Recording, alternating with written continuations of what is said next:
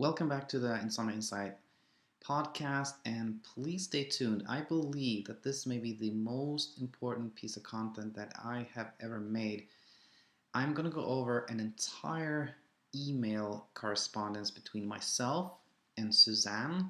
She is a woman in her 60s that reached out to me after seeing a YouTube video, and we corresponded for about 2 months. And what I really hope to show here is how one can transition from a state of real difficulty sleeping towards building more sleep confidence, towards seeing, you know, some slight improvements, those improvements growing, and then finally overcoming insomnia using cognitive behavioral therapy for insomnia techniques.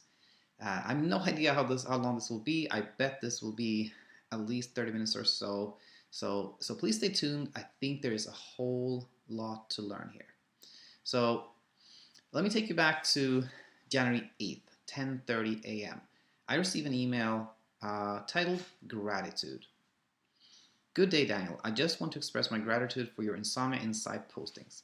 I feel deeply comforted by your supportive and kind approach to helping people like myself. I was a pretty healthy sleeper until about a month ago when a series of sleepless nights developed into what I believe is now chronic insomnia.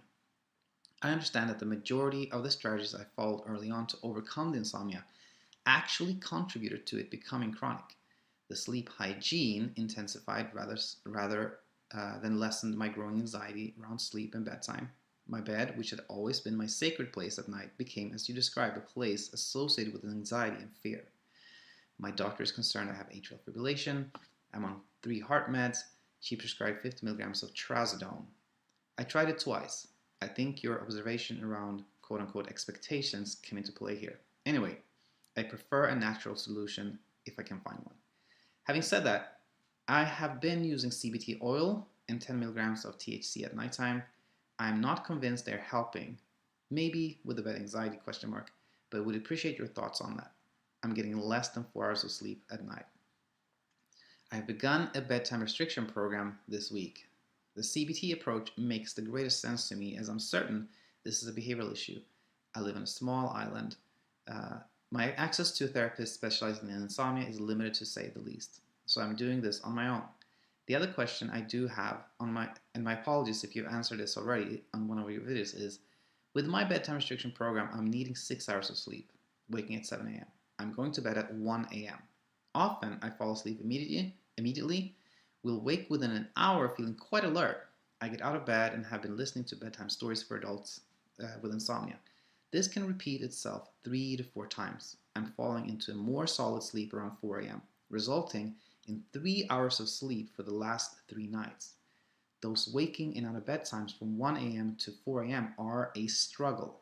Do I sit in the dark, question mark, or should I have a low light on, question mark?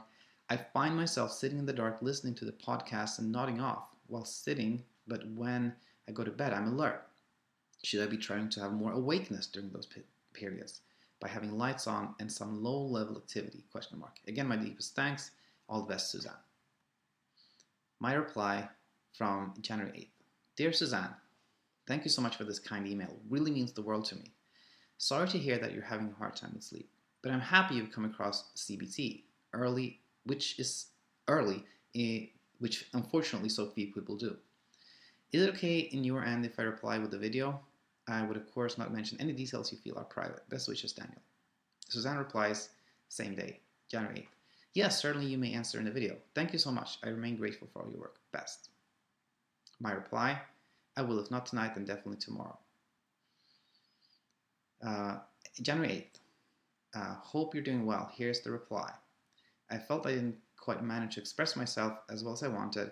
We'll write you an email tomorrow that will be more clear. But overall, I think you're absolutely onto something with more wake time, which I believe could actually bring in more sleep time. Suzanne replies, January 9th. Hi Daniel, you have nailed it! Exclamation mark. I had not listened to your post on microsleeps. Lots to catch up on. But this is exactly what's been happening. Again, in thinking that I was creating a sleep-inducing environment, I was actually facilitating those microsleeps, which then has thrown the sleep pressure off. I appreciate your great suggestion on finding something that I want to listen to so that I'm engaged at an awake level rather than things that keep me dozing off. I also agree about the supplements. I think my expectations and anxiety are very strong. I will keep using the CBD and THC, however, because I think to some degree they're helping me with bed anxiety. I'm not wedded to the idea of using them forever. I think your post was clear and on point. Thank you so much again. On another note, I had picked up Why We Sleep from the library over the holidays.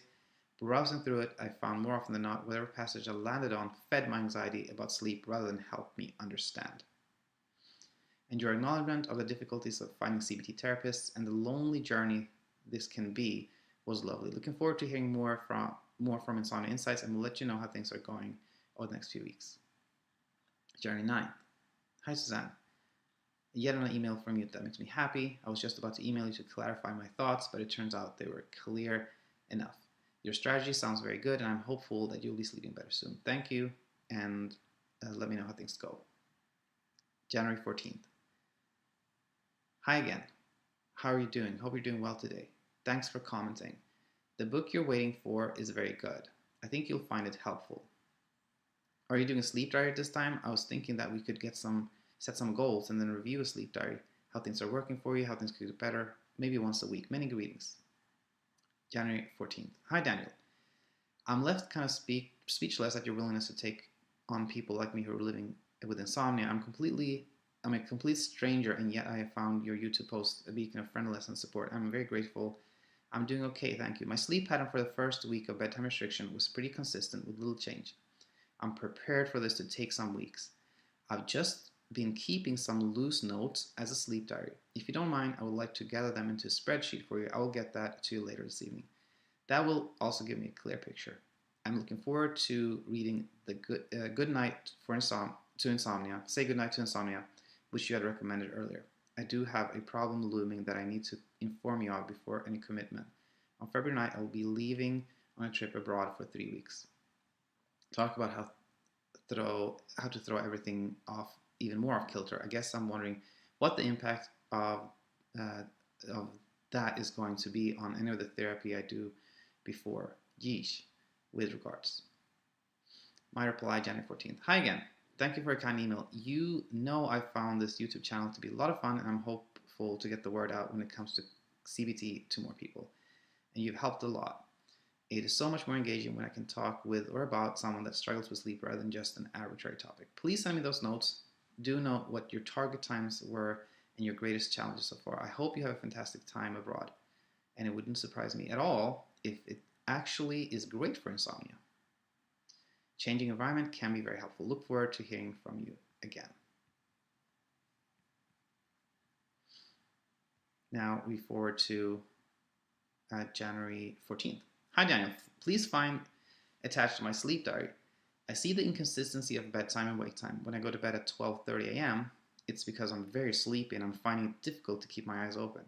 Telling fact that when I actually go to bed feeling that way, I do not necessarily go to sleep. Sad smiley. Although I set the alarm for 7 a.m. for wake time, I struggle with getting out of bed, especially when I have not slept much. Usually, I'm just laying there, maybe in a light sleep ? But I feel quite alert. When I get up in the night after waking up, I have been listening to some great podcasts. Parenthesis, I will be very learned. Doing Zen drawings and reading. Last night, the book had me in stitches at 3 a.m. Not the best choice, but it was fun to laugh. I think I may be getting more sleep than I realize, especially when considering light sleep. I am managing during the day. Fatigued and energy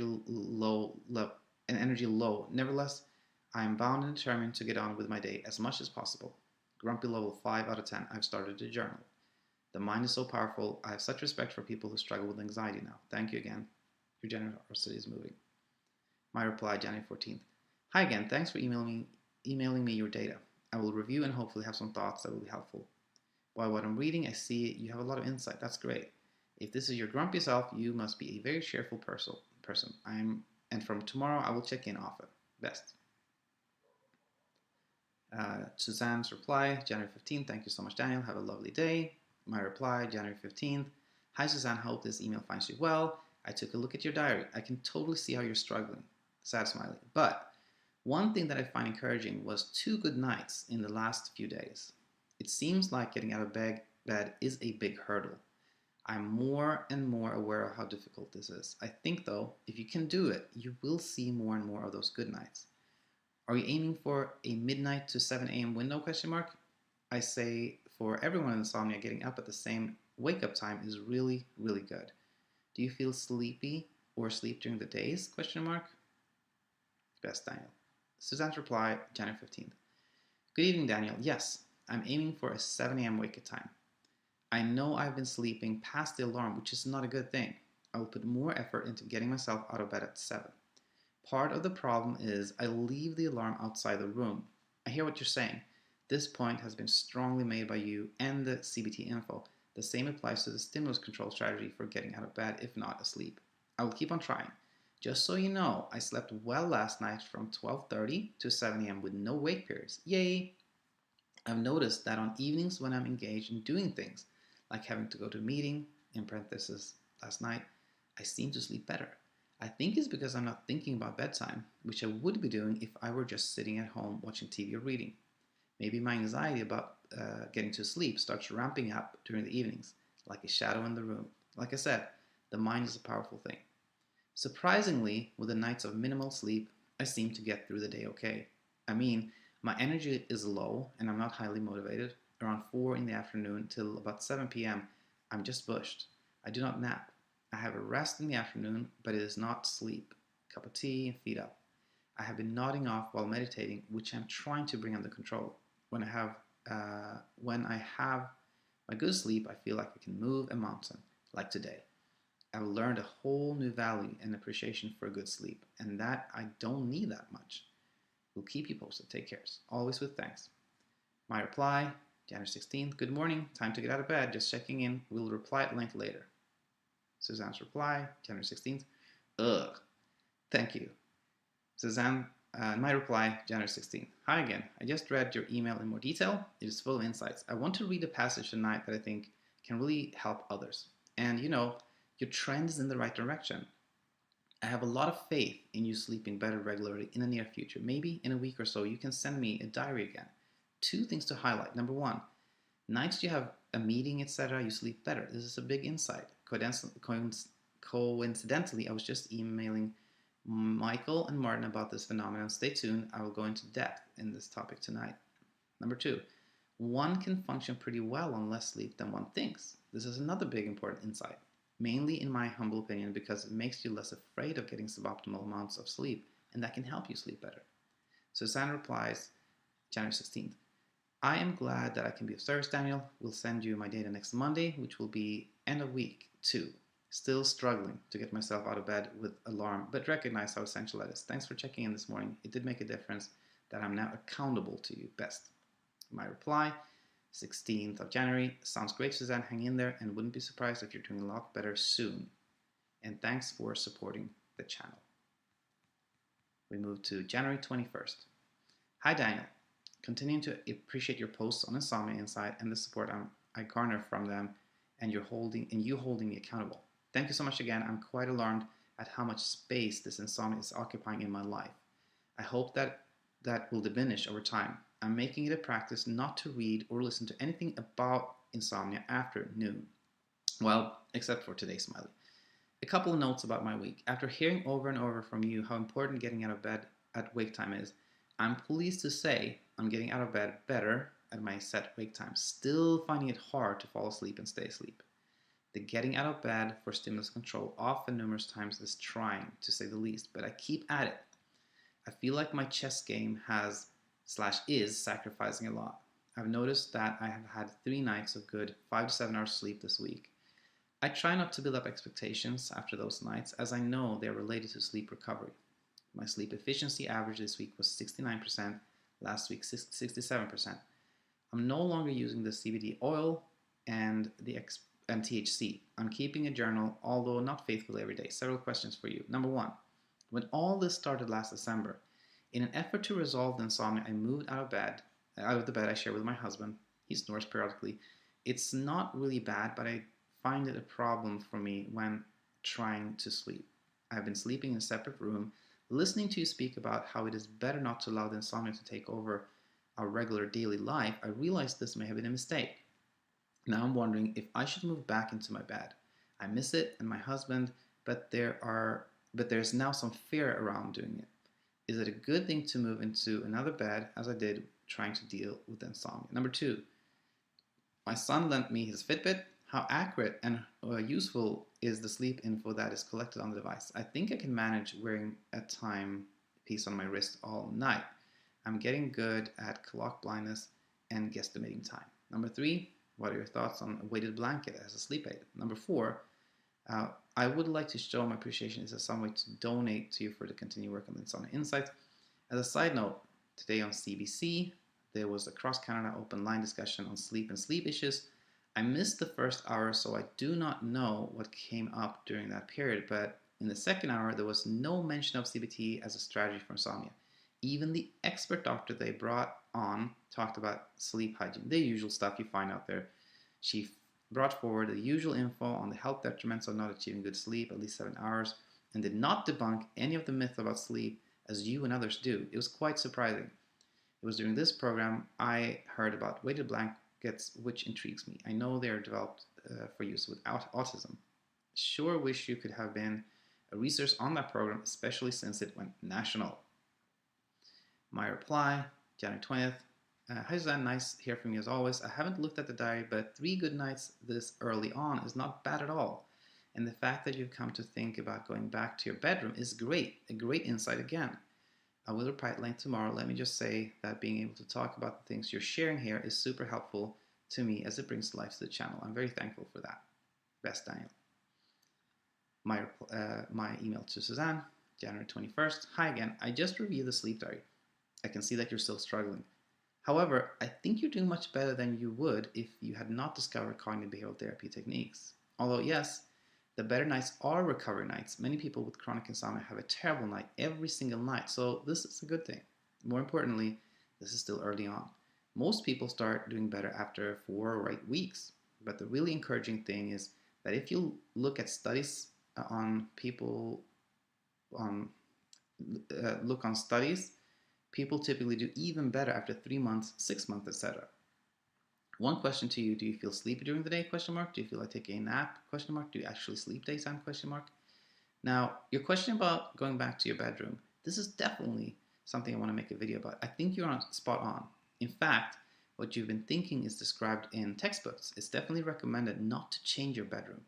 If you're hesitant, you could do an experiment.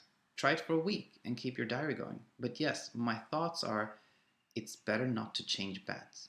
Regarding a weighted blanket, I feel this is kind of like supplements and melatonin. It's extremely rare, if ever, a solution for chronic insomnia. However, it also doesn't really have any side effects. I've had one patient who told me it was really helpful to him, although he had only used it for about a month. And I've heard about people online that felt it's been helpful. So basically, I think there's no harm in trying. I'm really happy, as I mentioned before, that I'm talking to you.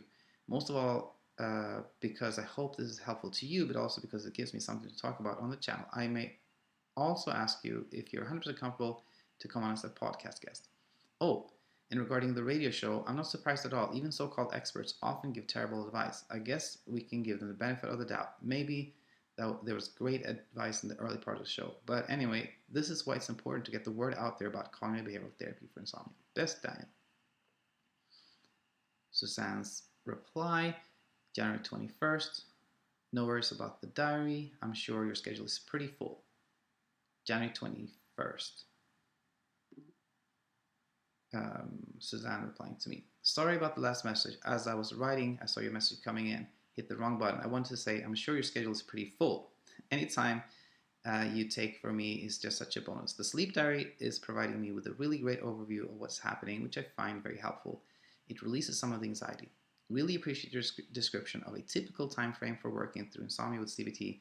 Say Goodnight to Insomnia is presented as a 6-week program, which I thought was pretty optimistic. Knowing that it can take months sounds more realistic. Again, I will say the mind is a powerful thing and requires a lot of empathy and understanding. I will pay attention to my intuition about when to go back to my real bed. I think I may be lacking some confidence at the moment about that and some regret that I did it in the first place. I'm feeling the longing. I agree with your thoughts. We'll look forward to your post on the matter. Funny thing about nap thing, I've been holding off having one. Typically, my husband and I both take a short nap in the afternoon. I understand that our age is a factor in all this. My nap would be about 30 minutes. Since the onset of insomnia, I stopped napping as per instructed. In fact, I had become quite paranoid about letting myself fall asleep during the day, even though there were moments when I could hardly stand upright. However, yesterday I was just knackered and took a quick 15-minute nap on the couch while listening to the radio. It was very refreshing and did not adversely affect my sleep last night, which was a solid 7 hours from 12 a.m. to 7 a.m. Got it about the weighted blanket. They're expensive too, and you have to get the exact right weight for them to work well. Just another reinforcement of the fact that there's no fast and easy fix for insomnia. Thank you so much, Daniel. Have a great day. My reply, January 21st. Hi, I realized I forgot to say that you're doing a great job getting out of bed. That's really hard, and I'm hopeful you will see this pay off shortly. Good work with the naps as well. I have a feeling that you're going to be doing better in the next few weeks. You have a great attitude and a lot of insight. Best. We fast forward to January 27th.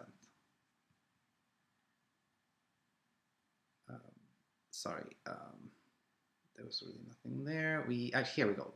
Sunday, January 27th. Hi, Daniel. I hope this message finds you well. Many thanks as always for your insomnia insights. Our Mac computer has malware problems and it's in the shop being fixed.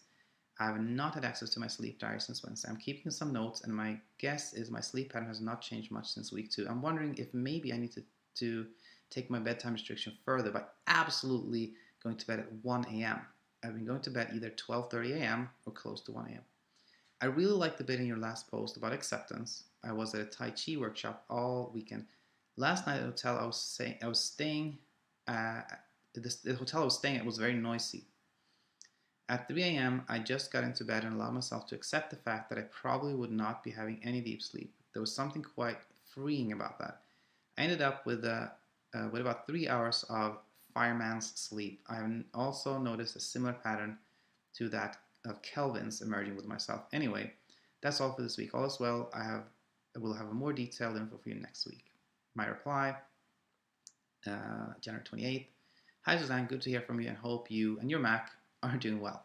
You know, I've learned a lot from starting this channel as I communicate with more people than I do. I communicate more with people than I do with the patients I see in my clinic. The 3 people that I've talked the most with are Mark, Tuan, and Mike, and there seems to be a pattern. The first several weeks of CBTI is really something of a battle. Lots of back and forth, adjusting sleep times, working all these CBT techniques. Then the wrestling match calms down, and there's a state of not sleeping great, but pretty good, acceptable. All three are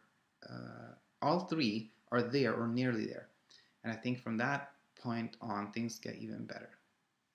Hope you find some encouragement here, and have a great week. Suzanne replies to me on January 28th. Daniel, I do so appreciate that you take time to respond on a personal level. We're lucky to have such access. I guess the clinic is a different kind of interaction that does not create the same kind of space for conversation that seems to rise from the channel.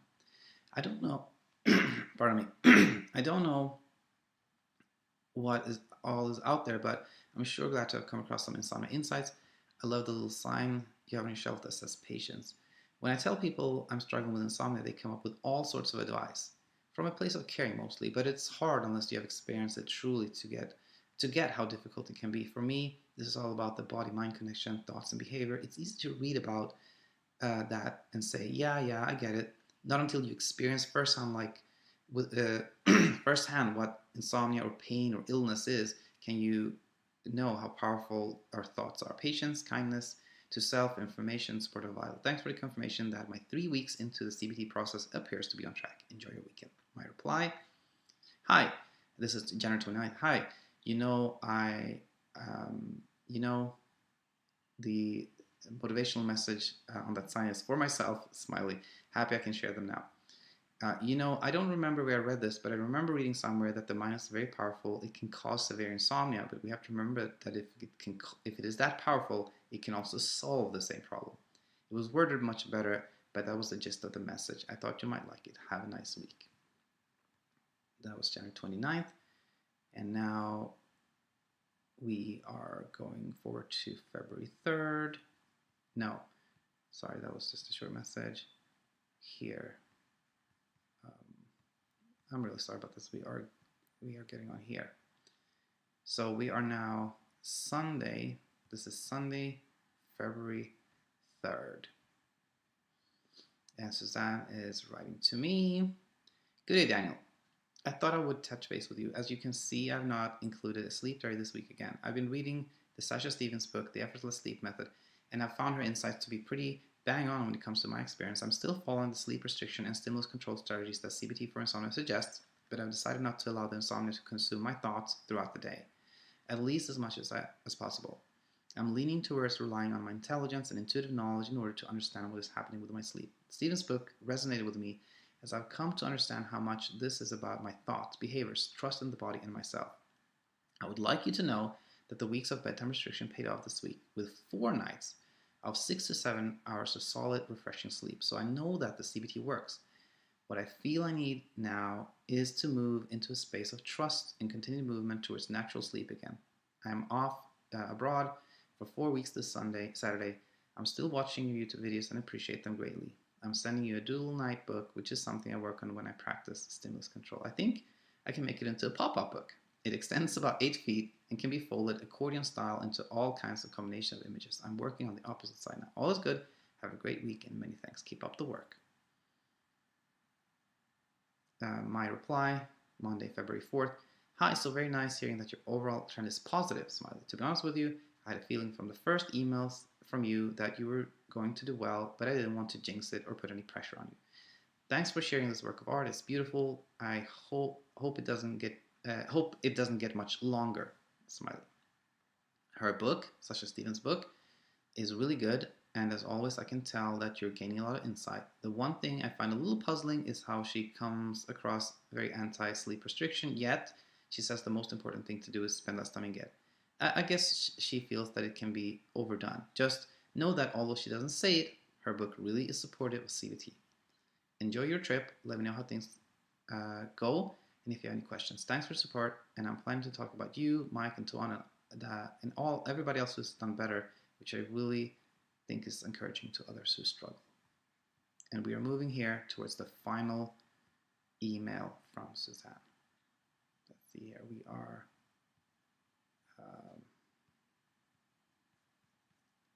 here. We are it is this Wednesday, March 13th. Hi Daniel, just thought I would drop you a note. We returned from our overnight abroad trip on Sunday night after a most amazing journey in an amazing country. I want you to know that I had no sleep issues throughout the trip, other than a few nights with cough and cold. I seem to be managing the jet lag okay. I remain indebted to you and Insomnia Insight for helping me get through a period of insomnia, for providing valuable information and support, which I now have in my resource bag. I'm delighted to see all the interviews that you're posting and that your viewership is increasing. Keep up the great work. That was the final email from Suzanne, before, of course, an email where I got the okay to talk about this. But I think this really illustrates how over a time period of about 2 months, Suzanne went from a state of, not sleeping well on a nightly basis to having 2 or 3 nights that are pretty good per week, then to 4 nights, up until a point where she didn't really have any trouble at all. But as you can see, there was a lot of back and forth, a lot of working, a lot of questioning, and a lot of, it's really a process. But I'm really hopeful that this has given you some insight into what the process is like of using cognitive behavioral therapy to get better. And I hope, as always, to have you back here soon. And if you have any questions, then please send me an email, daniel@insomniainsight.co. Bye for now.